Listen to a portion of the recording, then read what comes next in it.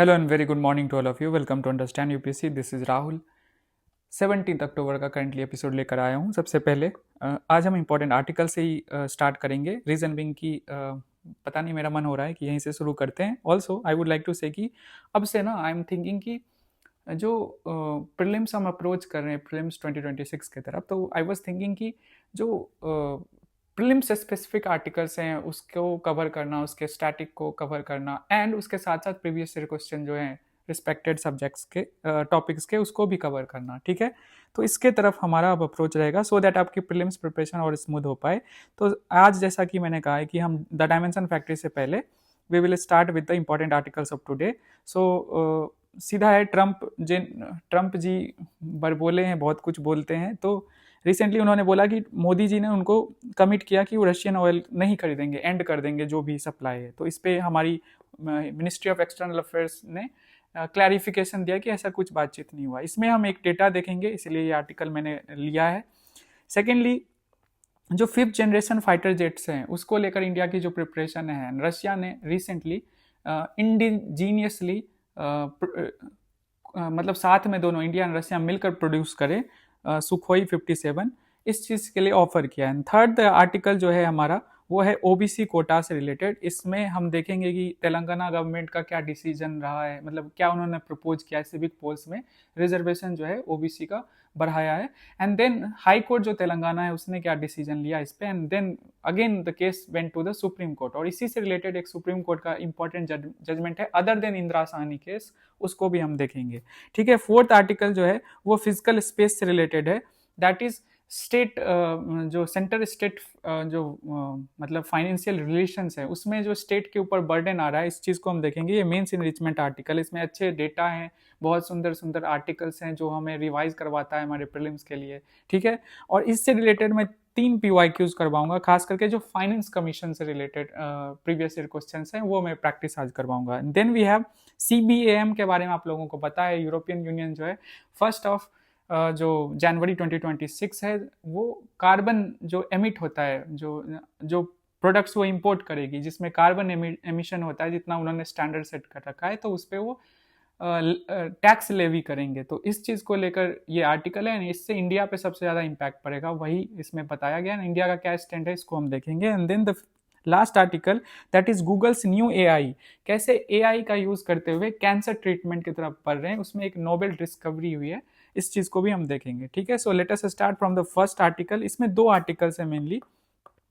तो पहला आर्टिकल है, ट्रंप ने बोला 15 अक्टूबर को कि ट्रंप ने कल ऐसा बोला कि 15 अक्टूबर को मोदी जी ने उनको अश्योर किया कि रशियन ऑयल हम ना अब नहीं खरीदेंगे, एंडिंग रशियन ऑयल इंपोर्ट सून। सो इस पे हमारी एक्सटर्नल अफेयर्स मिनिस्ट्री ने क्लियरली बोला कि ऐसा कुछ नहीं है, ऐसी कुछ बातचीत नहीं हुई है।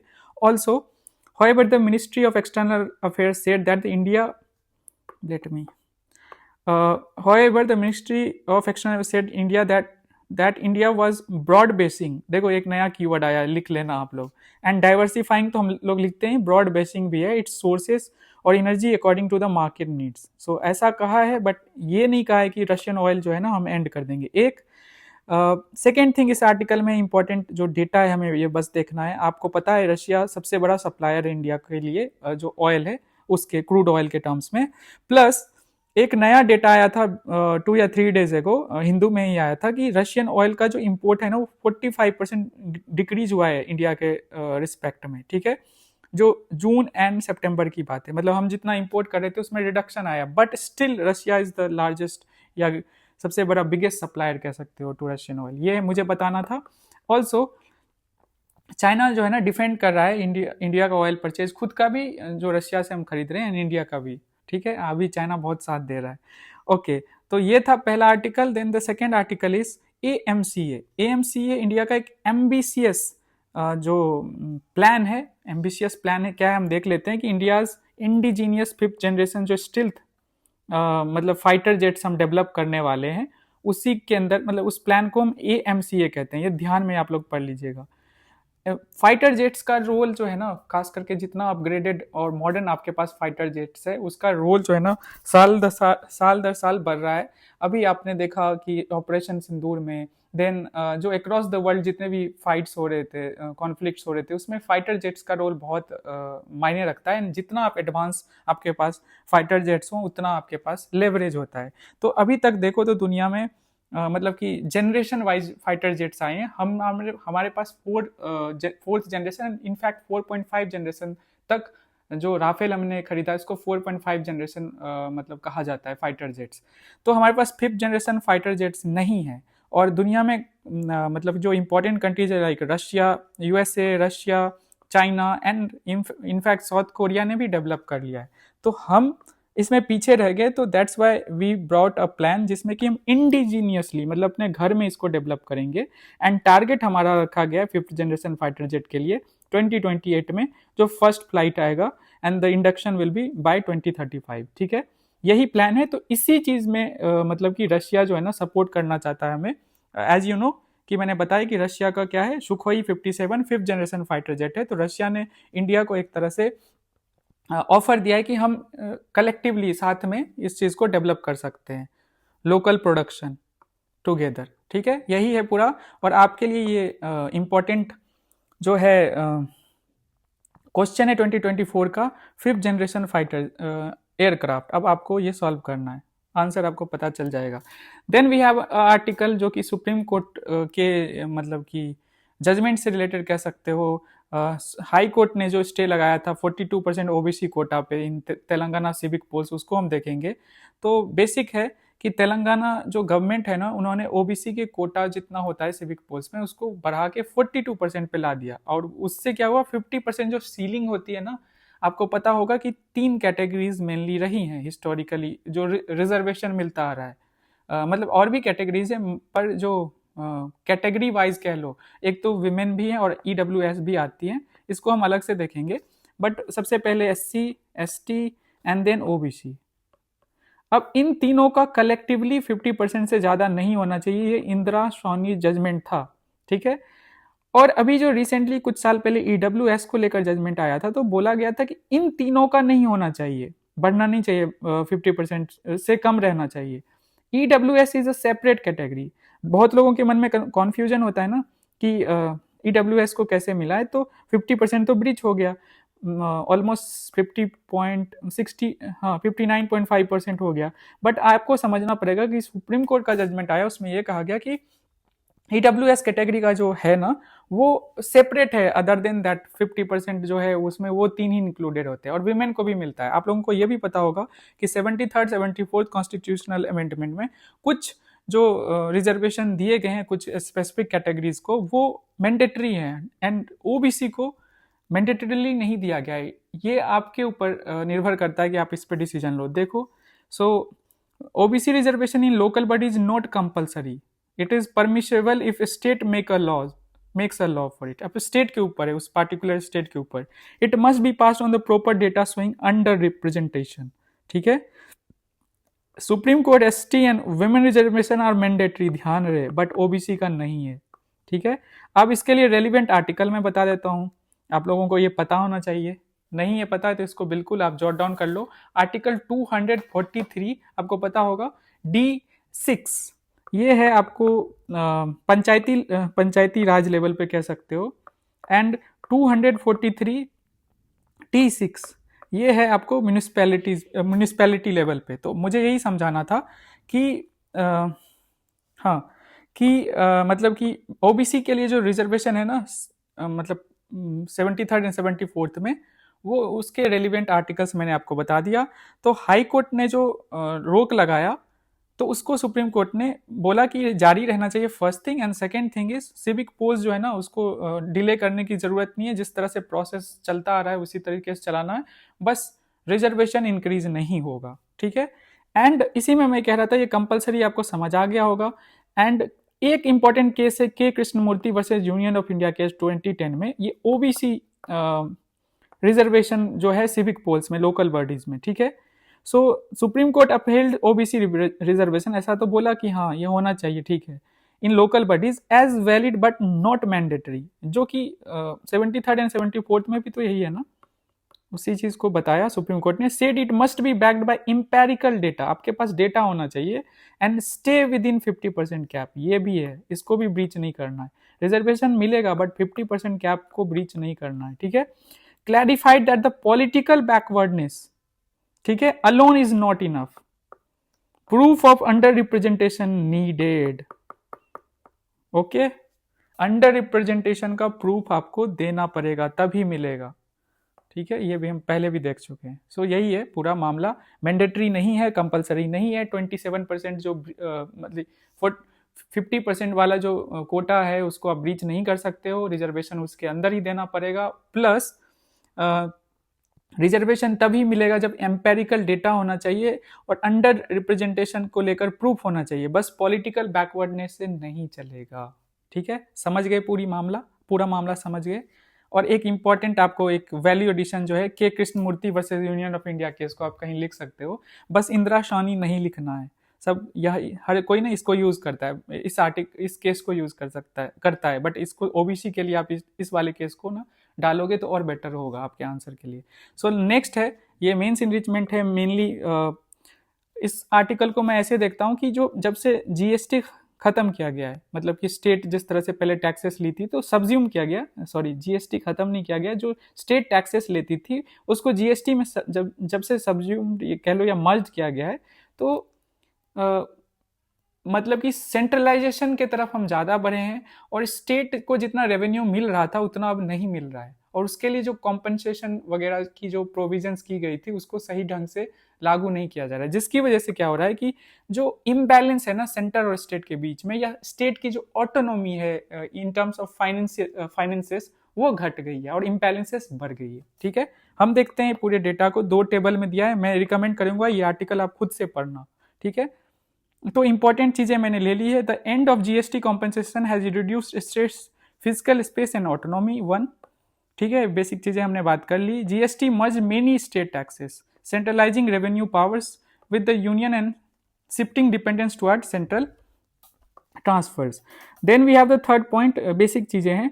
फाइनेंस कमीशन के बारे में आपको पता होगा, आर्टिकल 200, ठीक है, 80। अब फाइनेंस कमीशन का जो 15th फाइनेंस कमीशन का जो रिकमेंडेशन था ना, इट वाज 41%, लेकिन इससे तो सीधा प्रीलिम्स में क्वेश्चन आता है, लेकिन जो 14th फाइनेंस कमीशन का था ना रिकमेंडेशन की स्टेट को देना चाहिए, क्या देना चाहिए, आउट ऑफ जितने भी proceed of cerebral central taxes है ना उसमें स्टेट का शेयर 42% होना चाहिए, 14th फाइनेंस कमीशन ने बोला, लेकिन 15th में ये 41% हो गया। रीजन बिंग कि जम्मू कश्मीर ना स्टेट नहीं रहा, इट बिकेम अ यूटी, तो 1% जो है ना इसीलिए यहाँ पे रिड्यूस हो गया। You got the point. 14th finance commission में 42% जो है ना नेट प्रोसीड में से जाएगा टू द स्टेट, ये रिकमेंडेशन थी 14th की, 15th की क्या हो गई, 41% होगी, 1% घट गई क्योंकि जम्मू कश्मीर स्टेट नहीं रहा इस पीरियड में, ठीक है। एंड हाँ, while state share in revenue receipts ना, जितना भी रेवेन्यू इंडिया में कलेक्ट होता है, अगर सेंटर और स्टेट को कलेक्टिवली देखें ना और कंपेयर करें, तो पहले 54% रेवेन्यू रिसीट की बात हो रही है, रेवेन्यू जो आप जनरेट कर रहे हैं उसमें 54% स्टेट का हुआ करता था, जो कि घट के 51% हो गया 22-23 में। मैं बोलूंगा ये टेबल वगैरह आप देख लेना, आपको फायदा मिलेगा। एंड सेसेस एंड सरचार्जेस जिसको सेंट्रल गवर्नमेंट लेती है, which are not shareable with the states, rose sharply increasing centre's retained share. Centre ना अपना जो फाइनेंस है ना उसको और बेहतर करता गया और शेयर वहां पे कोई है नहीं, तो सेंटर के पास पैसे जो है और बढ़ते गए। मतलब ये अच्छी बात है, वो पैसे उनके पास होने चाहिए और लोगों के मतलब भलाई के लिए, वेलफेयर के लिए यूज हो, बट स्टेट को उस तरीके से नहीं मिल रहा है ना, ये इशू है जो इस आर्टिकल में उठाया गया है। State still account for 44% of total revenue, तो जितना भी रेवेन्यू जनरेट हो रहा है, ये जो 50 आपने 54% देखा, जो 51% हो गया जिसमें स्टेट का शेयर है, ये क्या है कि टैक्सेस जो है, टैक्स जितने भी तरीके से सबको मिला दोगे ना तो ये 54% है, वो घट के 51% हो गया, और यहाँ 44% टोटल रेवेन्यू है, ठीक है, मतलब कि टैक्स नॉन टैक्स सारी चीजें हैं, तो उसमें 44% ही स्टेट के पास होता है। और अगर एक्सपेंडिचर की बात करो तो 72% एक्सपेंडिचर की रिस्पॉन्सिबिलिटी, मतलब एक तरफ तो आप 46% जो है सेंटर के पास है, 44% जितनी भी रेवेन्यू इंडिया में कलेक्ट करती है ना सॉवरेन बॉडी, तो उसमें 44% जो है ना वो जा रहा है स्टेट के पास। तो एंड आप एक्सपेंडिचर कितना कर रहे हैं, 72%, ठीक है। The mismatch between revenue control and expenditure burden has eroded physical federalism and heightened the states dependence on central revolution, ठीक है, समझ आ गया। एंड आर्टिकल 280 पता ही है कि finance commission to recommend vertical, centre state and horizontal दोनों है। वर्टिकल का क्या मतलब हुआ कि सेंटर स्टेट के बीच में कितना होगा, और हॉरिजेंटल की दो स्टेट या दो से अधिक स्टेट्स के मतलब टोटल स्टेट्स में कैसे आप डिवाइड करोगे। तो बहुत सारे पैरामीटर्स लिए जाते हैं ना, पॉइंट ऑफ रेफरेंस। हाँ, तो ये आपको इससे सीधा प्रीलिम्स में क्वेश्चन पूछा गया है। But growing use of non shareable revenue instruments has constant states physical non shareable जो रेवेन्यू है वो क्या है, जो सरचार्जेज हैं, टैक्सेस जो है सेंटर ले रही है और उसको शेयर नहीं कर रही है। बेसिक है, एक बेसिक आइडिया मिल गया। ये जो डेटा है 2-3 ये आपको मिल गया, इसी को यूज आपको करना है। अगर आपको इस आर्टिकल को पढ़ने बोल रहा हूँ तो इसका रीजन है कि कुछ सुप्रीम कोर्ट कुछ जो कॉन्स्टिट्यूशनल आर्टिकल्स है ना वो रिवीजन हो जाएगा, मैंने मार्क भी किया है, होगा तो मैं इसको ग्रुप पे शेयर कर दूंगा, इसको बिल्कुल पढ़िएगा। चलते हैं नेक्स्ट। ये क्वेश्चन है आपका इसी से रिलेटेड, 3-3 PYQ है एंड सॉल्यूशन जो है मैंने यहाँ दे दिया है, सो देखना नहीं है बट समझने के लिए, और ये आपको सॉल्व करना है, ठीक है। बेसिक है ये जो हॉरिजेंटल रिवॉल्यूशन की बात है, ठीक है, और ये तो आप लोगों के लिए क्लासिक है, 2025 में क्वेश्चन आया था, वहां पे एक ही चीज एलिमिनेट होगी और पता है, अभी हमने इसको डिस्कस भी किया है, ठीक है। 14th finance commission and 15th finance commission ने कितना रिकमेंड किया, ठीक है। नेक्स्ट आर्टिकल है CBAM लेवी से रिलेटेड, आपको बता देता हूँ कि आप इसको इकोनॉमी एनवायरमेंटल एस्पेक्ट से देख सकते हैं। EU has been a favourite topic of UPSC। EU कुछ अच्छा करना चाहता है ना, कोई पॉलिसी अच्छा लाता है, चाहे एनवायरमेंट से रिलेटेड हो, फाइनेंस से रिलेटेड हो, या डिजिटल जो है चेंजेस जो लाता है, गवर्नेंस, डिजिटल गवर्नेंस को लेकर लाता है, तो वो UPSC का प्रीलिम्स में फेवरेट टॉपिक रहा है, तो इसको थोड़ा ध्यान में देखना जरूरत है, इसको ध्यान से। Indian iron and steel exporters to the EU में पे 3000 करोड़ रुपीज, मतलब कि यूरो में देख लो 301 मिलियन, ये पे करना पड़ेगा। क्यों? कार्बन बॉर्डर एडजस्टमेंट मैकेनिज्म की वजह से। The highest among all exporting nation, जितने भी एक्सपोर्टिंग नेशन है ना, बस ये आयरन एंड स्टील की बात हो रही है जहां पे इंडिया को इतना पे करना पड़ेगा, अलग से लेवी देना पड़ेगा इंडियन जो एक्सपोर्टर्स हैं। अब ये तो कंपैरिजन है, इसमें हम नहीं जाएंगे। India opposes CBAM। अब CBAM क्या हम देखेंगे, but calling it non-tariff barrier and warning of retaliatory tariffs if enforced, ठीक है। अगर CBAM इन्फोर्स करेगी EU तो इंडिया ने रिटेलिएटरी जो है टैरिफ्स इंडिया भी लगाएगी, मतलब कि आपके प्रोडक्ट पे अगर एक्स्ट्रा लेवी लगेगी, आपके प्रोडक्ट पे अधिक पे करना पड़ेगा एक यूरोपियन को, तो वो क्यों खरीदेगा। तो एक तरह से ये नॉन टैरिफ बैरियर इंडिया इसको कह रहा है, ओके। वैसे चाइना भी इसका अपोज कर रहा है, जितने भी एक्सपोर्टिंग कंट्रीज हैं। पर देखते हैं क्या है CBAM an EU carbon tax on imports from countries with higher emissions levels than EU standards, ठीक है। EU ने तय कर दिया है कि आप जो जिन प्रोडक्ट्स को इंपोर्ट कर रहे हैं ना, उस पर अगर कार्बन एमिशन हो रहा है जिसकी वजह से क्लाइमेट चेंज एंड ऑल, तो वो मतलब कि आपके ऊपर अब लेवी हम लगाएंगे इंपोर्ट पे, तो इससे हम कम करेंगे एमिशन जो है ना दुनिया में, वो कम कर पाए, मतलब कि इसकी वजह से लोग ना जो एक्सपोर्टर हैं क्लीन एनर्जी का यूज करेंगे, ये उनका कहना है, उनका स्टैंड है, ठीक है।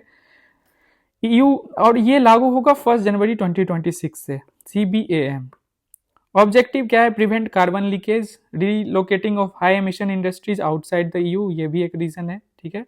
मैकेनिज्म क्या है? EU importers must buy carbon certificates to offset emission differences, ये भी है, ये भी इन्होंने ऑप्शंस रखा है। कवर करता है आयरन एंड स्टील जिसकी अभी बात हो रही थी, aluminium, cement, fertilisers, hydrogen and electricity. India calls it unfair and trade distorting, violating WTO's principle of equity for developing nations, ठीक है। बेसिक है, समझ आ गया CBAM क्या है, कब से ये लागू हो रहा है, इसका इम्पैक्ट इंडिया पे क्या पड़ेगा, क्या इंडिया इसके फेवर में है, ठीक है, और कौन सी इंडस्ट्रीज इसमें इंक्लूडेड है, इतना ही बस देखना था और समझ में आ गया। आगे बढ़ते हैं। The last article of the day, Google's new AI finds promising approach for cancer treatment. देख लेते हैं इसको। तो गूगल जो है DeepMind scientist unveiled a new AI driven approach to drug discovery that identified novel drug combination for cancer detection। देखो cancer and cancer जो इलाज है उसमें इनोवेशन जो होता है ना, वो यूपीएससी प्रीलिम्स का फेवरेट टॉपिक है। ठीक है, आप जाके पीवाईक्यू देखोगे ना, आपको खुद समझ आ जाएगा क्यों मैं ये कह रहा हूँ। ठीक है, तो इससे रिलेटेड कुछ भी इजाद हो, कुछ भी डिस्कवरी हो, कुछ भी इन्वेंशन हो, ध्यान सतर्क होकर इसको लिख लेना है और इसको डेफिनेटली लिख लीजिएगा। अब ये क्या है हम इसको डिस्कस कर लेते हैं, बस मैं ये कह रहा हूँ समझाने के लिए। बोला ना प्रीलिम्स से स्पेसिफिक चीज़ें हम करेंगे और मैं कोशिश करूंगा कि आपको वो उस तरफ ले जाऊं। एक चीज़ मैं कहूंगा कि बच्चे जब फर्स्ट सेकंड अटेम्प्ट देते हैं ना, बहुत सारे टेस्ट सीरीज देते हैं। टेस्ट सीरीज में क्या होता है, मेनली करंट से ऐसे क्वेश्चन आते हैं और बच्चे के मार्क्स कम आते हैं, और कम आते हैं ना, तो एक चीज़ होता है कि उनका जो मोरल है ना वो गिर जाता है। मोरल सबसे इंपॉर्टेंट है प्रीलिम्स में। आप अगर कॉन्फिडेंट फील नहीं कर रहे हो ना, तो कितना भी नॉलेज है कोई फायदा नहीं है। तो ये चीज़ों पे अगर आपको अपन को कवरेज रहेगा ना, हमें लिखा रहेगा, हम रिवाइज करते रहेंगे, तो हमारे लिए इजी होगा टेस्ट सीरीज में अच्छा स्कोर करना। और टेस्ट सीरीज में अच्छा स्कोर करोगे, नॉट यू आर मतलब गेटिंग 150 मार्क्स, ये तो टारगेट भी नहीं है, बट 100 के अराउंड, 90 के अराउंड अगर आपको मिल रहा है, तो यही चीज़ें मायने रखती है कि हम इसको अगर प्रिपेयर कर लें तो सही रहता है, मोरल ऊपर रहता है। ठीक है, वैसे मैं टेस्ट सीरीज के मार्क्स के उतने फेवर में नहीं रहता हूँ, बट फिर भी मोरल जो है ना बच्चों का गिर जाता है, तो इसलिए कह रहा हूँ कि ये सारी चीज़ें, छोटी छोटी चीज़ें जो मैं बताता जाऊँगा, लिखते रह जाइएगा एंड देखिएगा, इसी से आपके मार्क्स आएंगे टेस्ट जो आप मॉक टेस्ट दोगे। ठीक है, हाँ, तो AI model named cell to sentence scale 27B, इतना बड़ा नाम, propose drug mechanism unknown to human experts but found effective to lab testing. This marks major advancement in AI for medical research, especially in understanding low tumors, evade immune detection। ठीक है, so identified novel drug combination for cancer detection एक and treatment. तो detect भी करेगा और मतलब AI को use करते हुए, और जो है ट्रीट भी करेगा, उसके तरफ हम बढ़ रहे हैं। सो ये जो मॉडल है 27 billion parameter foundation model build to understand the language of individual cells. ठीक है, उसको समझने की कोशिश करेगा जो इंडिविजुअल सेल्स हैं, खास करके जो कैंसर सेल्स जो डेवलप हो रहे होते हैं। इट एनालाइजेज रियल वर्ल्ड, जो एक चीज इसमें, एक टर्म मुझे अच्छा लगा था, patient tumour samples with low interferon levels. Interferon levels low का क्या मतलब होता है, ये थोड़ा सा समझा देता हूँ कि a condition where the immune system struggles to detect growing tumors। जो हमारा खुद का इम्यून सिस्टम है ना, वो डिटेक्ट नहीं कर पाता जो ट्यूमर्स ग्रो कर रहा है और बाद में वो कैंसर बनता है। तो ये जो है उस चीज को एनालाइज कर रहा है। तो डिटेक्शन कितना ज्यादा मतलब कि इम्पोर्टेंट है, जो लो मतलब कि इंटरफेरेंस लेवल्स हैं हमारे बॉडी में, जो हमारे इम्यून सिस्टम अगर उसको डिटेक्ट नहीं कर पाता है, और एआई अगर उस तरह से मदद कर देगा, तो सोचो हम अर्ली स्टेज पे ही उसको टैकल कर लेंगे। तो इसलिए ये डिस्कवरी बहुत इंपॉर्टेंट है। The model was tasked to find drugs that boost immune signals then interferon levels are low. ठीक है, उसी चीज को ध्यान में रखा गया था। बेसिक समझ लो, जो लो इंटरफेरन लेवल्स है, मतलब कि इम्यून सिस्टम जो हमारा है ना, वो स्ट्रगल करता है कि अर्ली मतलब जो ट्यूमर्स डिटेक्शन होता है ना उस समय में, तो इसको ये एक तरह से मतलब डिस्कवर कर देगा एआई मॉडल। ये बेसिक था जो आपको समझना था। ठीक है, so this is what I wanted to say. अब मुझे थोड़ा सा गवर्नमेंट ऑफ इंडिया एक्ट 1990 जो है वो रिवीजन कराना था। मेरे पास वक्त आज कम है, लेकिन मैं ट्राई करता हूँ कि 1919 एक्ट जो है, आपको पता है कि उसमें मोस्टली जो है ना, एक चीज़ है मैं थोड़ा सा बता देता हूँ, आप लोगों को पता होना चाहिए कि होम रूल मूवमेंट इंडिया में एक लिंकेजेस होनी चाहिए। होम रूल मूवमेंट इंडिया में स्टार्ट हुआ था, इसको आप इंट्रो में रखना। ठीक है, देन होम रूल मूवमेंट के बाद उसमें एनी बेसेंट एंड बाल गंगाधर तिलक लीड ले रहे थे। फिर we had second person is second thing is कि जब दबाव पड़ा ना, तो मॉन्टेगू एंड चेम्सफोर्ड ने रिफॉर्म किया 1919 एक्ट में। अब ये होम रूल की बात कर रहे थे, ये चाह रहे थे कि इंडिया को एक तरह से इंडियंस को मिले मौका कि वो गवर्न कर पाए खुद को, सेल्फ रूल की बात हो रही थी। तो इसी को लेकर 1919 मतलब कि एक्ट आया, और ये एक्ट जो है ना मतलब प्रोविंशियल ऑटोनॉमी के तरफ ले गया, और बहुत सारी चेंजेज आए लेजिस्लेचर। ठीक है, देन एग्जीक्यूटिव का जो रोल था वो चेंजेस आया, एंड देन जो इलेक्शन होता था जिसमें कि वोटर्स इन्वॉल्व होते थे। ठीक है, ये सारी चीजें बदली, चेंजेस लाए गए, but those were not sufficient. ठीक है, फिर उसके बाद जो है सेटिस्फैक्शन नहीं हुआ तो एनसीएम शुरू हुआ। ये लिंक अगर कर लोगे नेक्स्ट क्वेश्चन में तो बहुत इजी हो जाएगा। ठीक है, मैं यही आप लोगों से कहूँगा। मैं एक बार थोड़ा सा एक क्वेश्चन को दिखा देता हूँ। आज ना मेरे पास थोड़ा कम वक्त है, देख लो आप। एक बार क्वेश्चन देख लो कि दो the government of India act 99 proposed some radical administrative changes, it remained short fulfilling aspirations of Indians। Simple है कि रेडिकल एडमिनिस्ट्रेटिव चेंजेस तो लाया ये, अब वो हमें दिखा देना है 4-5 पॉइंट्स में, लेकिन remained short of fulfilling aspirations of. कैसे शॉर्ट कमिंग्स इसके अंदर थी, जो हम चाह रहे थे होम रूल मूवमेंट के थ्रू वो हमें नहीं मिला, या कांग्रेस जो कर रही थी मूवमेंट्स उसके थ्रू नहीं मिला। तो कमियों पे बात करेंगे एंड देन कंक्लूड कर देंगे कि इसके शॉर्ट कमिंग्स की वजह से एनसीएम जो है नॉन कॉपरेशन मूवमेंट आया था। ठीक है, यही आपका आज का क्वेश्चन है। आज आप सब ना कोशिश करो खुद से करने की। मैं आप लोगों को ये टॉपर्स की कॉपीज शो कर देता हूँ, आप इसका स्क्रीनशॉट ले सकते हो। ओके, फर्स्ट पेज ये है and the second page is this. ठीक है, मैं कल से प्रॉपर करवाऊंगा, थोड़ी जल्दी है मुझे, रीज़न है कि घर में कुछ काम है। So that's it, thank you so much.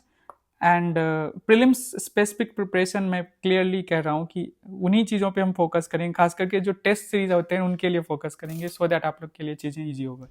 Video अच्छा लगा हो, अच्छे से समझ आया हो तो प्लीज़ जो है ना वीडियो को लाइक कर दीजिए। थैंक यू सो मच, मिलते हैं हम कल, बाय, टेक केयर।